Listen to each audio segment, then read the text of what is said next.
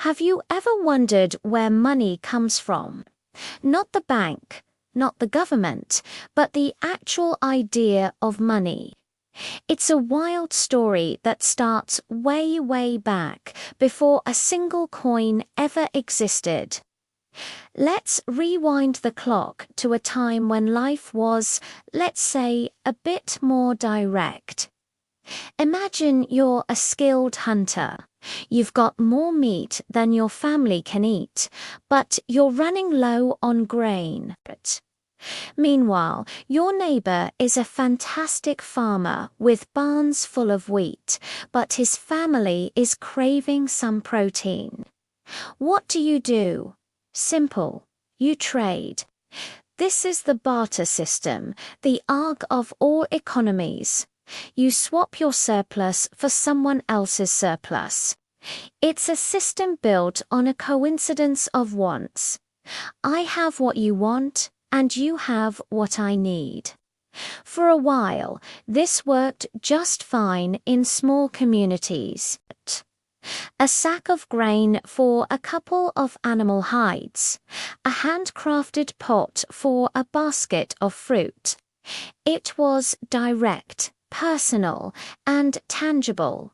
You could see and feel the value of what you were trading.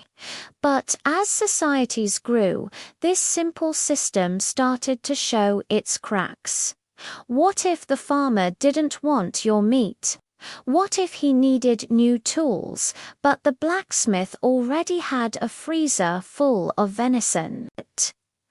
This is where the problems began. The barter system lacked a common measure of value. How many apples is one chicken worth?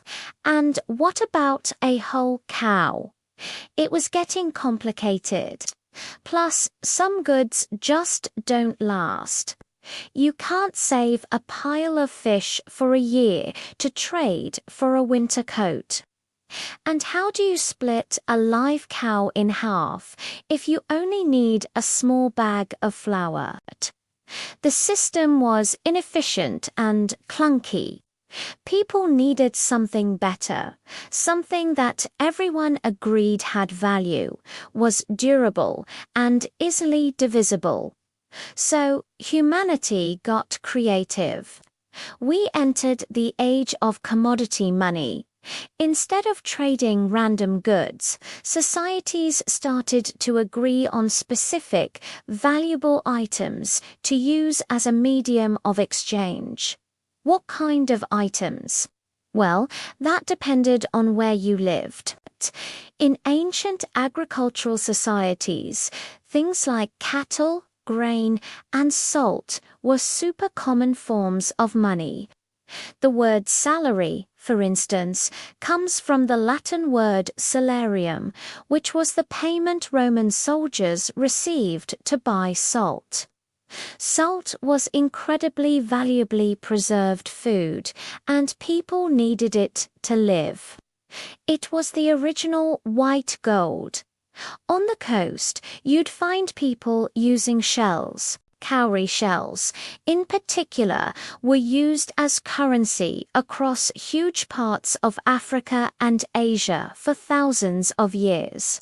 They were durable, hard to counterfeit, and small enough to carry around in other places. You might see trades happening with beads, rare feathers, or even giant, immovable stones. Like the rye stones on the island of Yap. The value was all about collective agreement. This was a big step up from bartering. Now, you could trade your meat for salt, and then use that salt to buy anything else you needed.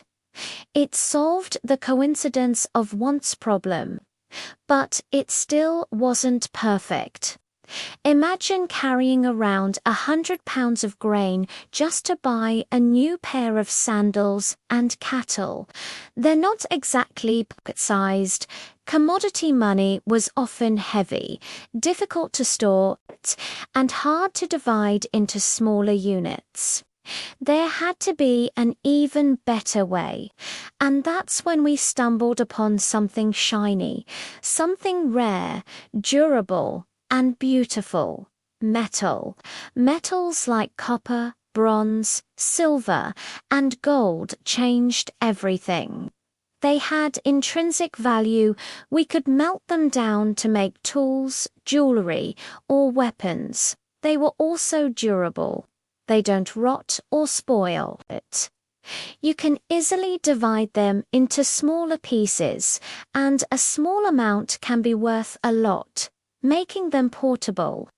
At first, people just traded chunks of metal by weight. You'd carry around a little scale, and when you wanted to buy something, you'd snip off a piece of your silver rod and weigh it. This was a massive improvement, but it was still a bit of a hassle. Constantly weighing and verifying the purity of the metal was time-consuming.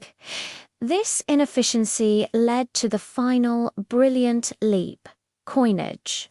Around the 7th century BC, in a kingdom called Lydia, in modern-day Turkey, someone had a genius idea. Why not take pre-weighed lumps of metal, stamp them with an official mark to guarantee their weight and purity, and call it a day? And just like that, the first coins were born. They were typically made of electrum, a natural alloy of gold and silver. The stamp, often featuring the image of a king or a god, was essentially a government guarantee. You no longer needed scales. You could just count the coins. This innovation was revolutionary. It supercharged trade, making it faster, easier, and more reliable than ever before. Coins spread like wildfire from Lydia to the Greek city-states, the Persian Empire, and eventually across the entire globe. The concept of standardized government-backed money was so powerful that it has remained the foundation of our economic systems for over 2,500 years.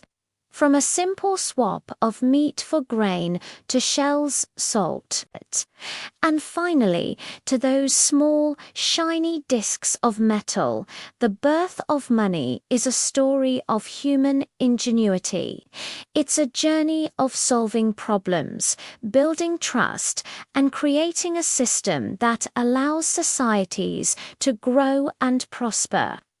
The next time you hold a coin in your hand, take a second to appreciate the thousands of years of history and innovation it represents. It's more than just money. It's a piece of our shared human story. Thanks so much for joining me on this journey through history. If you found this as fascinating as I do, don't forget to hit that like button, subscribe for more stories, and share your thoughts in the comments below. See you next time.